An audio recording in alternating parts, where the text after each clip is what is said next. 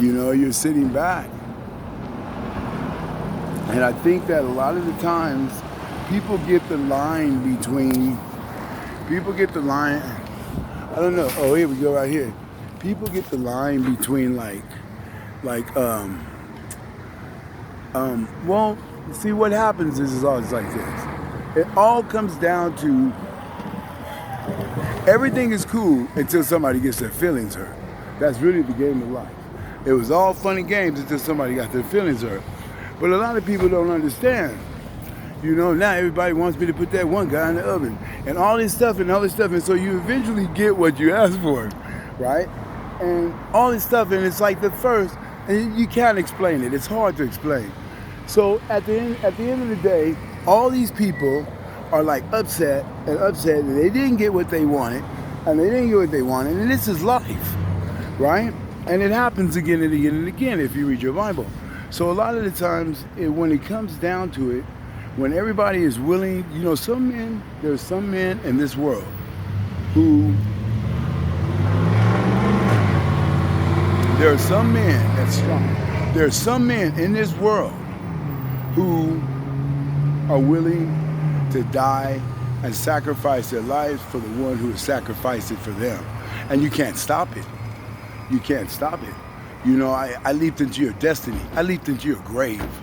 And there's a lot of people and stuff that will sit back and they'll be like, oh, okay, well, it's really nothing. But again and again and again, it means a lot.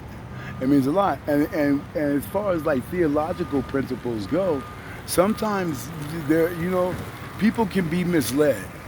People can be misled. I mean, look at Muammar Gaddafi. Muammar Gaddafi had control of that country for a long, long time. Libya was like an ink spot, and it really wasn't. And I feel you on that. Muammar Gaddafi stayed in control for a long, long time. He had dealings with Reagan. Reagan had to firebomb him early in the morning. It's nothing. That was nothing, right? But now, I believe, on part two, people usually look for some. Well, the people were so happy that they danced to the streets with his body when he was dead, right? But all this time, you let me sit in control. I never made any of the wrong decisions or anything like that. They still there to show up any pictures of any mass graves of that Saddam Hussein had. They haven't showed us any pictures. But now you're brave enough. You're brave enough right now to, during the Vietnam conflict, show us pictures of mass graves, which is, you're brave enough to show us these pictures, and your trophy picture, God bless you, that man forever, is the one of the Vietnam man getting his head blown off. Right? Now you're willing to show me this picture on TV, but you can't show me any pictures of Saddam Hussein's mass graves. Right? You can't show me any of that. Right? These are the pictures that we're used to seeing during war if you're accused of doing these things. Right? And it was more than that because he had 9 sons. Saddam Hussein had 9 sons. And I felt it when they moved in, and I was upset, right? I was very upset. Now, it's like, if you're going to be like, oh, okay, this is that, this is this, this is that, well, show us proof. Show us proof. Show us proof. Anything less than proof is get your filthy hands off my fucking desert. That's what it is. Anything less than proof. Because if you have like, look at the Saudi Arabians. Let's suppose it's like King Hassan Mohammed, okay, or whatever. It's not good enough that this man, his name means God, right? But he's in control of those oil fields. That's their main export. That's their business. That's what they do business with. The racism sometimes that exists in the world is that a lot of these guys, man, they don't really care for because before all the Iraqi stuff started going down anyway, the way that a Middle Eastern person was described in this country by a racist person, they call them sand niggers. That's what they call the Middle Eastern people, right? That they say, a nigger with a towel on his head, or sand niggas. That's what the racist section of this country called the Middle Eastern people. So in all actuality, they really didn't care for them much at all. But these people have a lot But these people actually have a lot of control. They're in control of of one of the world's cash cows, oil. We all need oil, right? Everybody needs oil. This is how these people made their money. Now, at any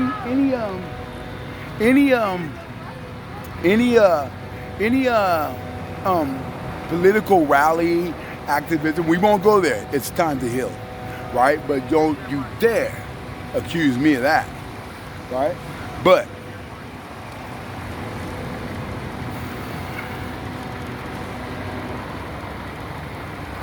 if indeed, no, we're not going to go there. We promise. I already promised you. If your main export is oil, right, and you have a political rally, activist rally or something, there's always somebody who has a sign that says "No blood for oil," right? That means that there must be a section of this. If some people feel like we have to see Obama's real birth certificate, even though we know he's the president of the United States now anyway, then that group of people exists within society. If somebody gives you a warning, and says we don't want blood for oil, right? We're willing to put everything that we have on the line right now to take control of this man's cash cow, cover it up. You know, I mean, it's deeper than that. It's really quite deeper than that. And still at the same time produce no evidence whatsoever. I mean, if you look at the Iraqi dollar bill, the one that I love really at first the most is the one where they show Saddam Hussein and he's looking over his country like that, and he's got a smile on his face and stuff. It's really nothing. But now the other one that I just saw the other day, it would be almost as if like it's a battle that will rage till the end of time. Well, suppose somebody came over and assassinated George Washington. He's on the $1 bill. You know, it's a fight that is there now. It's part of the system, and it will be there, right? You know, a lot of the people on their money are really quite holy. You know, you can see it, and you're like, oh, this is my money, okay, or whatever. Now, Saddam Hussein, you know, like I said, I don't want to center on that too much because this is a situation that is basically over. But, you know, people, it's not a time for that. That's what you don't understand. You sit back and you look at it like, right, you know, what the world has been through has been like, in the last 4 years, we won't talk about that either, my lord. But in the last 4 years or more has been like, oh my God. It's been, well, it all actually started with Saddam Hussein coming back from the dead. And I'm like, well, Jesus Christ, he's alive. But no, we have to bring him in front of a trial and hang him, right? That's when it all started. That's when it all started. Saddam Hussein is alive. I was like, Jesus Christ, right on. He's got longer hair. You know, I was like, no. And then all of a sudden, you know, you have the government who insists we have to bring this man to trial, though. Well, even though after being thought to be dead for over a year, which would do terrible things to your consciousness, you be in direct contact with God. God is the one telling you to hide. Don't say anything, right? So when you come back, your mind has already been through.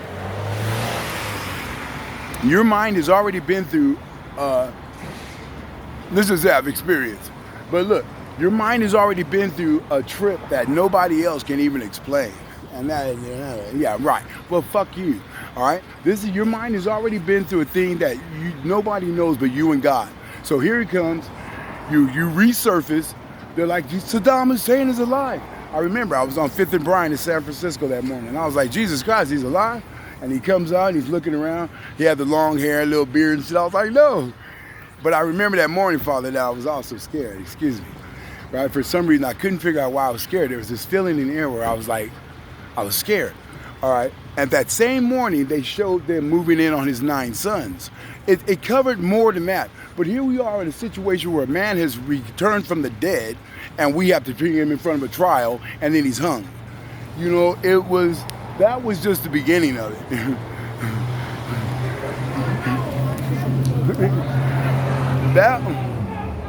That was just the beginning. That was where it all went wrong. Well, really, Pac, nigga. It's when it really all fucking went wrong, right? Nigga, it's like the world just went fucking crazy, right? But the big piece was when Saddam came back, and I said no, right? But here comes the council. We have to bring this man in front of trial. Well, there's theological principles, whether you believe them or not. I'm like Lazarus, his best friend, who he's raised from the dead. You know, there's theological principles that are involved in his life, whether you believe in them or not. The universe runs on time. Halley's Comet comes around every 75 years. Halley's Comet, right? And the reason why is God is the biggest creature of habit that you ever meet. It's Sunday again, right? Over and over and over and over again, right? So these things, these principles, and when somebody steps outside of the boundary, everything goes to school. Everything.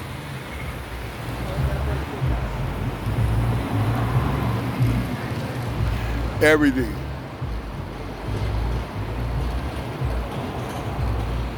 Yeah.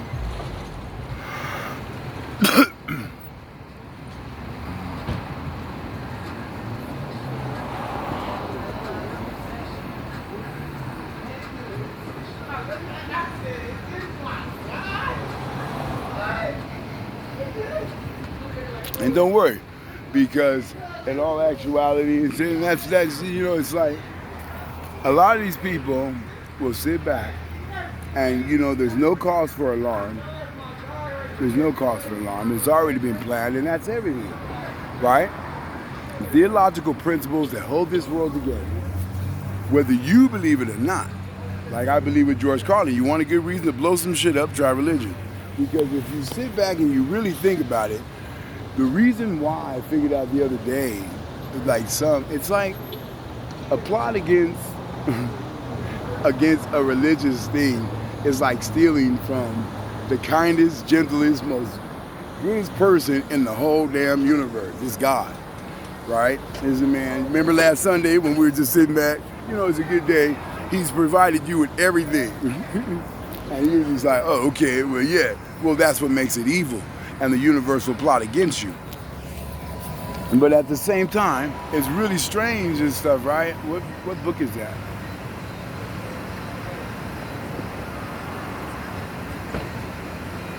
I don't know. Yeah.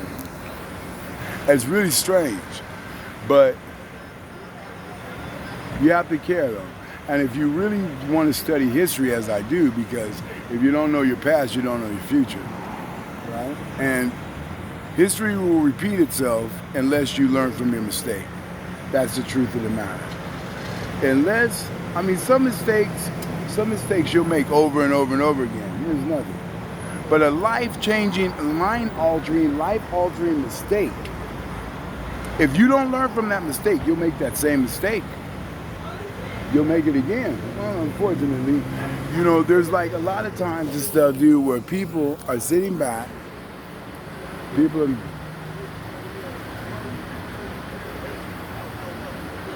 know,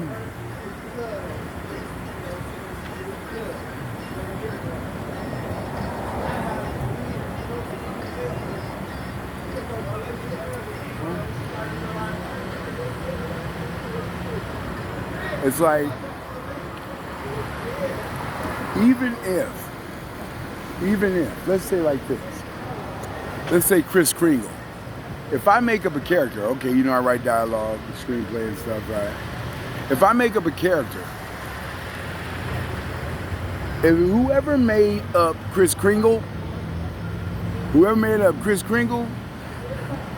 but you can't, because he's like, come on, okay, whoever made this up, this is a character that will exist forever. It's Santa Claus. That's Santa Claus. You know, Rocky Balboa has a statue in Philadelphia, and he's not even a real person. You know, if you make up a character, right, then that character becomes an extension of yourself, right? And really, you know, if you bump into Stephen King coming out of the AMPM market or something and stuff, right? You know, it's really nothing. I say if a guy wants to go around the world telling stories to give you the chills, let him. That's nothing. He's got millions of them to tell you. But at the same time, you're sitting back and it's not about that. You're like,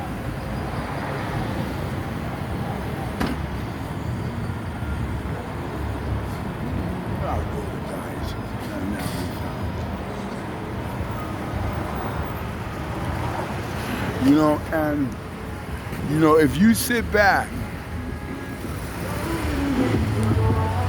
you know, a lot of the times these people, you know, it's like Thanos. You know, Thanos is a character, but he's more real than you ever think, because long after you're gone, people will still be enjoying that story. Hundreds of years from now, you won't even be around, but Thanos will. The memory of Thanos will, because it's a character that was created by God, right? It's a character that was created by God. It doesn't matter what you believe. It does not matter. So once you begin to, you know, like he asked Saul on the road, he said, Saul, why are you persecuting me? You know, but that was before he turned into Paul. You know, at first he was Saul. You know, well, we went through a change. Christ had just been crucified. Saul got pissed off. He was dragging people out of their houses and stuff like that. And nothing really happened, really. He's a great guy. Anyway, he was a great guy.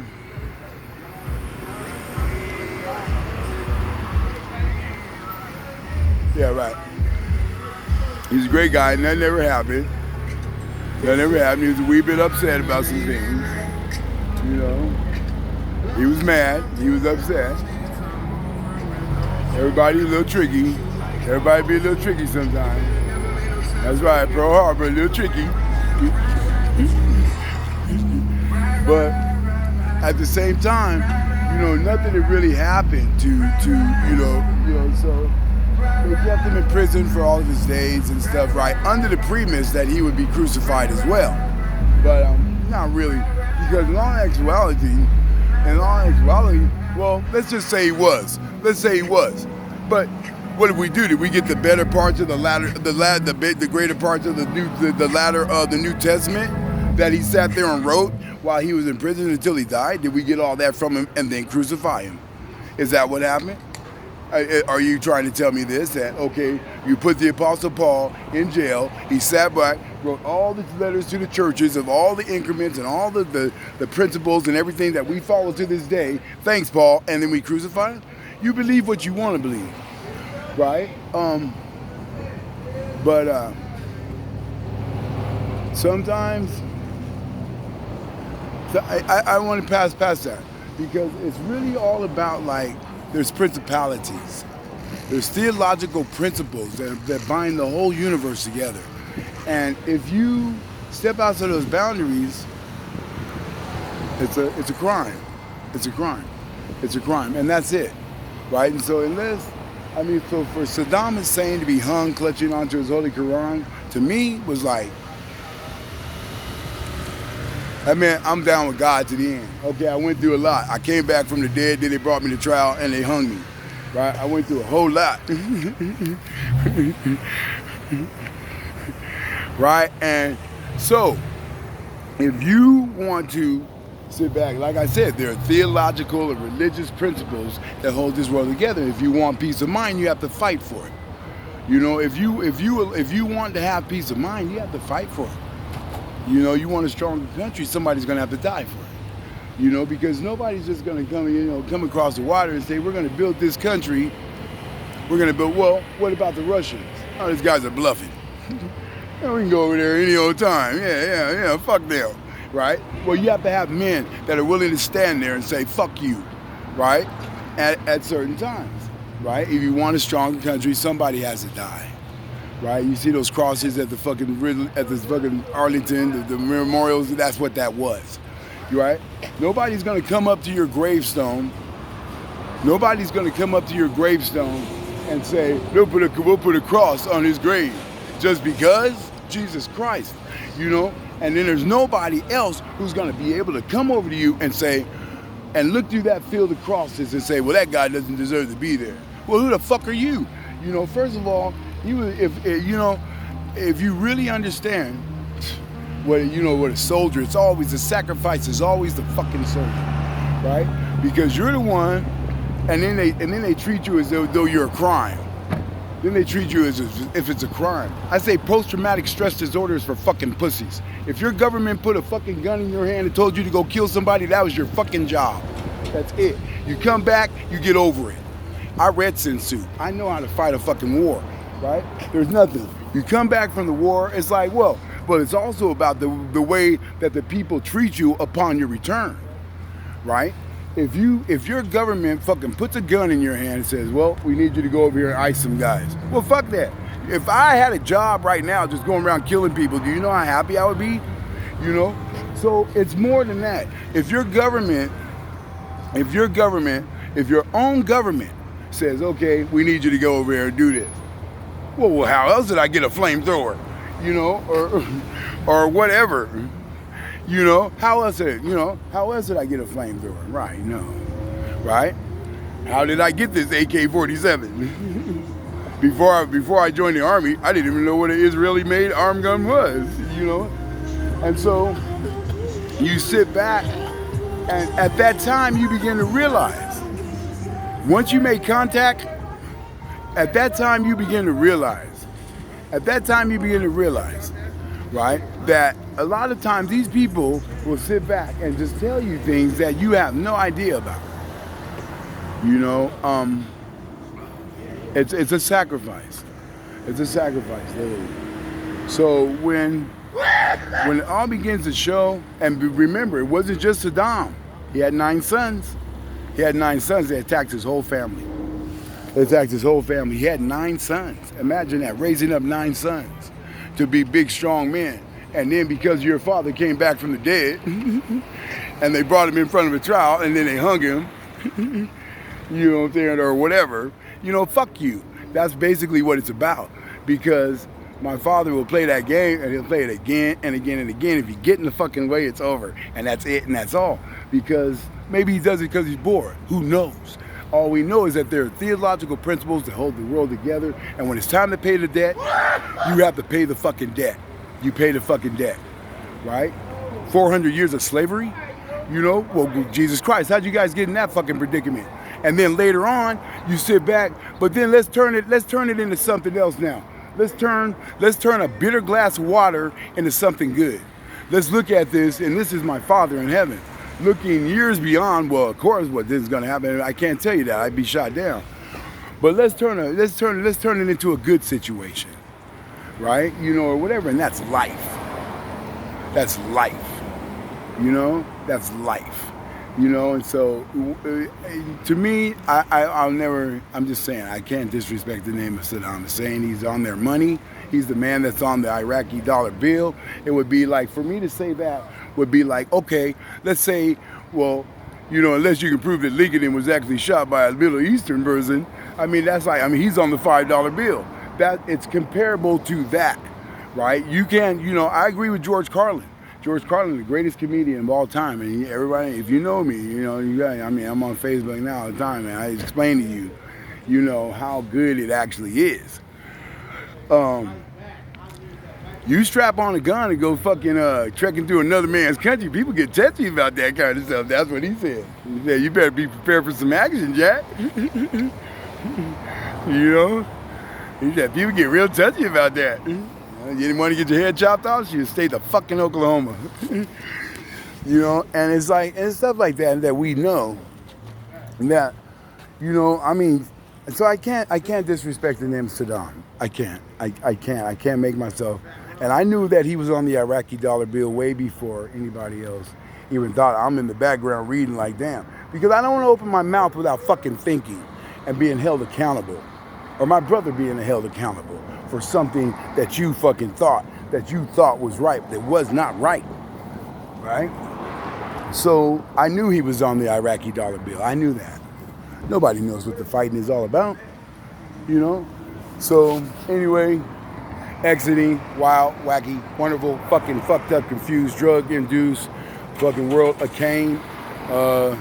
I'll see you guys later, and check the other stuff, YouTube, for that new song and stuff that I put on there right now. But I need a chick to sing that shit. All right, peace.